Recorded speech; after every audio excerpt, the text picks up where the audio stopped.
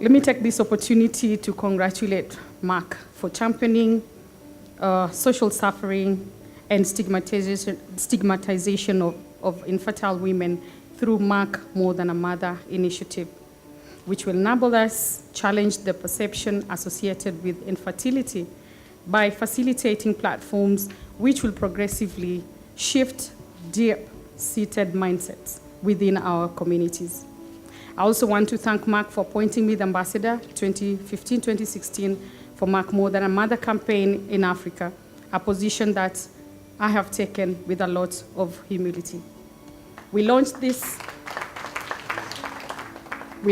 initiative back in Kenya in 2015, and through the Fertility is a Shared Responsibility drive, we have for the first time been able to contribute in raising awareness about discrimination, stigma, ostracism women undergo for their inability to have a child.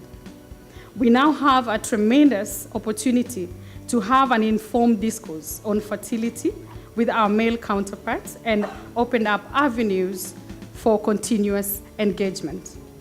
In Africa, society has always related infertility with women. You could hear even back in the village, whenever somebody talks about gynecologists, they say, he's a doctor who takes care of women's problem. And yet, that person is there to serve both men and women.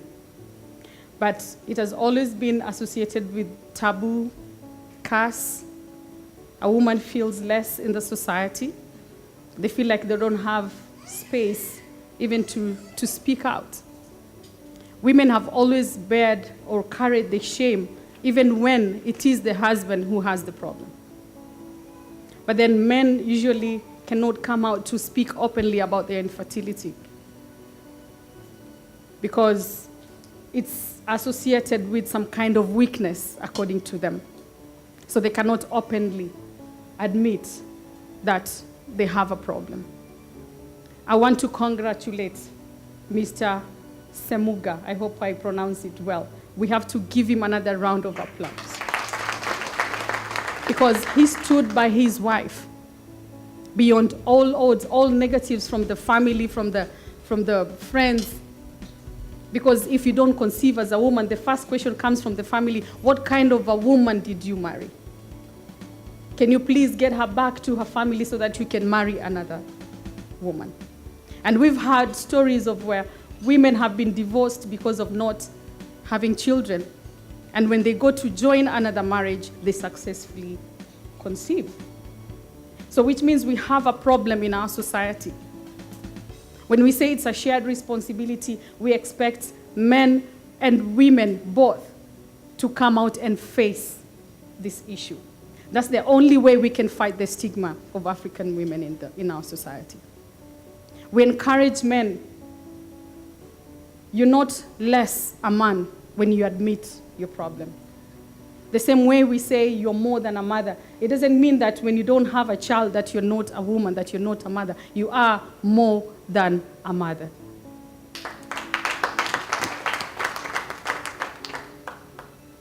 One in 4 women visiting a gynecologist in Kenya today has some difficulties in conceiving.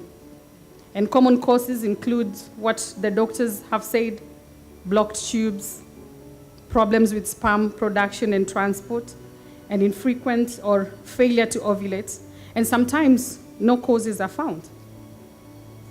And we've heard that according to the WHO report, it shows that nearly 85% of women infertility causes is due to untreated infections.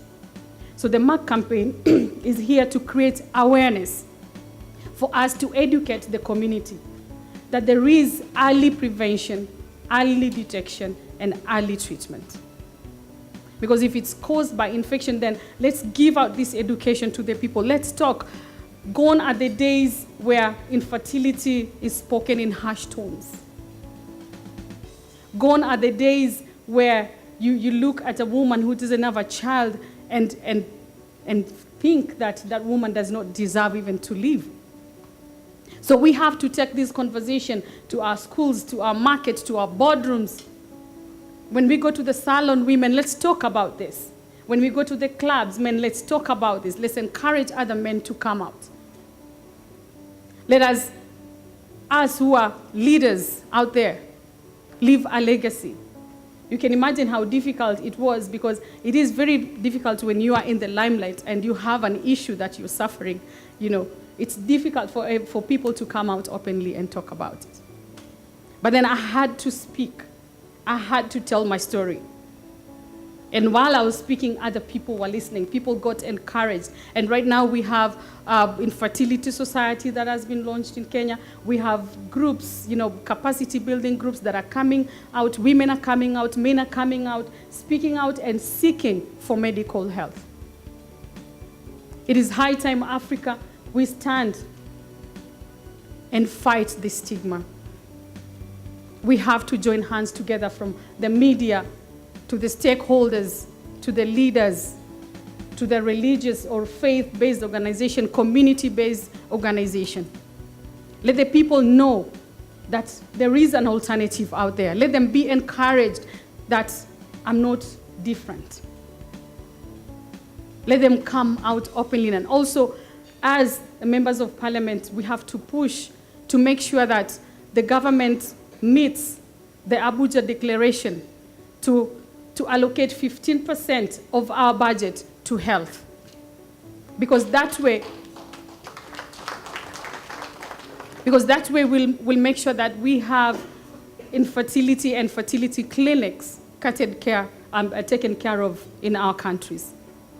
We have to make sure that we come up with policies that govern IVF, because IVF is not a new thing.